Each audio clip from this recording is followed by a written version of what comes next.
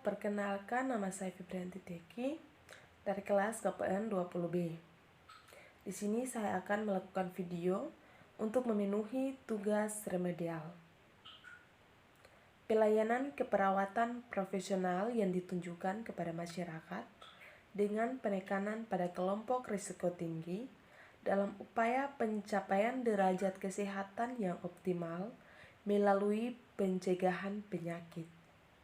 Dengan menjamin keterjangkauan pelayanan kesehatan yang dibutuhkan dan melibatkan klien sebagai mitra dalam perencanaan, pelaksanaan, dan evaluasi pelayanan keperawatan.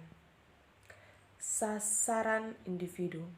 Sasaran individu meliputi balita gizi buruk, ibu hamil risiko tinggi, usia lanjut, penderita penyakit menular atau TB, kusta, malaria, demam berdarah, diare, ispa atau pneumonia, penderita penyakit degeneratif.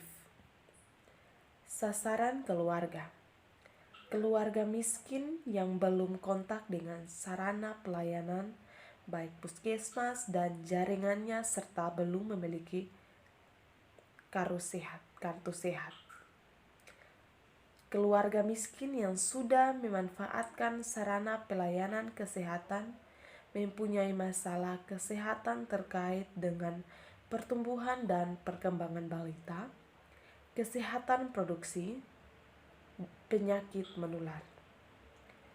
Keluarga tidak termasuk miskin yang mempunyai masalah kesehatan prioritas serta belum memanfaatkan sarana pelayanan kesehatan. Sarana kelompok. Yang pertama, kelompok masyarakat khusus tidak terkait dalam suatu institusi serta antara lain posyandu, kelompok balita, kelompok ibu hamil, kelompok usia lanjut, kelompok penderita penyakit tertentu, dan kelompok pekerjaan informal. Yang kedua, kelompok masyarakat khusus terkait dalam suatu institusi antara lain sekolah, pesantren, pantai asuhan, pantai usia lanjut, rumah tahanan, dan lembaga masyarakat. Sarana masyarakat. Yang pertama, masyarakat di suatu wilayah yang mempunyai jumlah bayi meninggal lebih tinggi dibandingkan dengan daerah lain, jumlah penderita penyakit tertentu lebih tinggi dibandingkan dengan daerah lainnya, cakupan pelayanan kesehatan lebih rendah daripada daerah lainnya. Yang kedua, masyarakat di daerah endemis penyakit menular atau malaria, diare, demam berdarah, dan lain-lain. Yang ketiga, masyarakat di lokasi atau barak pengungsian akibat bencana atau akibat lainnya. Yang keempat, masyarakat di daerah kondisi geografi sulit antara lain daerah terpencil dan daerah perbatasan. Yang kelima, masyarakat di daerah pemukiman baru dengan transportasi sulit seperti daerah transmigrasi. Tujuan asuhan keperawatan. Yang pertama, membantu individu untuk mandiri. Yang kedua, mengajak individu atau masyarakat untuk berpartisipasi dalam bidang kesehatan.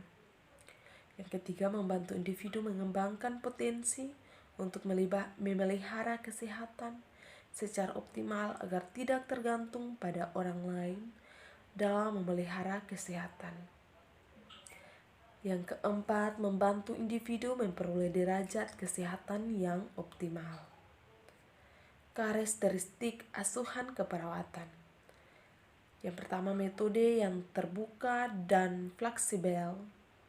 Yang kedua, dapat dilakukan melalui berbagai pendekatan.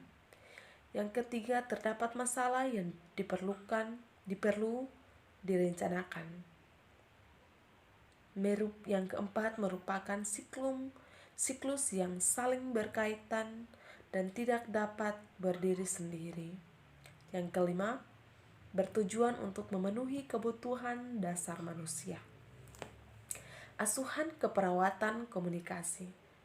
Keperawatan komunikasi ditunjukkan untuk mempertahankan dan meningkatkan kesehatan serta memberikan bantuan melalui intervensi keperawatan sebagai dasar keahliannya dalam membantu individu, keluarga, kelompok, dan masyarakat dalam mengatasi berbagai masalah keperawatan yang dihadapinya dalam kehidupan sehari-hari.